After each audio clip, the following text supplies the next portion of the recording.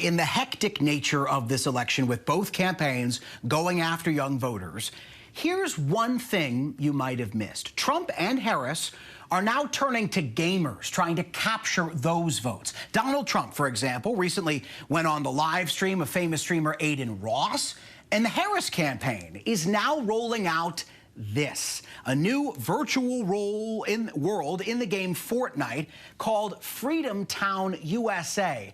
It's full of campaign signs and even highlights some of the Harris campaign's policy positions. But could that really sway this race with that key demographic of young voters? Joining me now to discuss all of this is Gene Park, video game critic for The Washington Post. Gene, welcome in. Big fan of your work, by the way. First time you and I have ever met. And firstly, thanks, Jay. What does this Freedom Town USA map inside of Fortnite really look like? What does it encourage players to do? And what kind of impact could it have on the race? Thanks for having me on, Jay. I actually played a little bit of it last night. When you enter into Freedom Town, you get a little message, telling everybody about their platform. But the theme of Freedom Town USA in Fortnite is actually Infrastructure Week. You are tasked to build different types of buildings, and you basically go in there and you accomplish certain mini games. So it's like a little bit of a carnival fun fair where you accomplish certain mini games to gain tickets, so you can get your work equipment, so you can go on and build stuff. And that's what Fortnite really is. Fortnite is very much a game that's half about multiplayer competitive shooting, but also a lot about building. And that's kind of where Fortnite has really evolved into, and that's what the campaign used in terms of creating this world. Now, to answer your question about whether this could swing voters, who knows? We've never really seen anything like this before. Joe Biden, back in 2020, kind of played around with Animal Crossing during the pandemic during that time. And Biden did win the election in 2020, so there's that.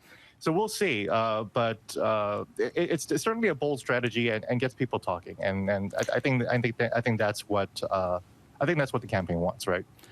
So we've seen the Trump campaign try to have a similar strategy going on with that streamer Aiden Ross, and as well as Trump is doing a number of podcasts whose target audience is young males. But I guess when it comes to Harris, is this strategy working? Because I've seen some reporting that Freedom Town USA and Fortnite isn't getting a lot of players or users. It's up against a difficult video game environment. There's a new Call of Duty out. I know that from my personal experience. Is it getting a lot of play?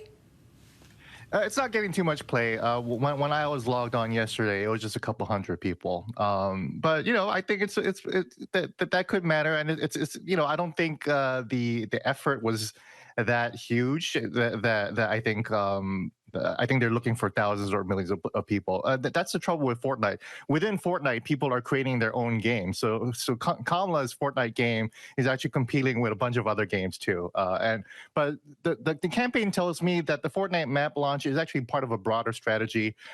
They've actually partnered with eight or at least other map creators to take over 8 additional Fortnite maps within the space. So you can actually see the campaign signs across various other games, called like Bed Wars or Troll Wars or Superbox, player versus player, that kind of stuff. And the campaign tells me that each of these maps do draw about 3 million players. So there's that. And part of a broader strategy, because we also saw Tim Walz and AOC on Twitch together playing Madden and Crazy Taxi and a number of other games. We've seen video games really, in some instances, take center stage in this race, right?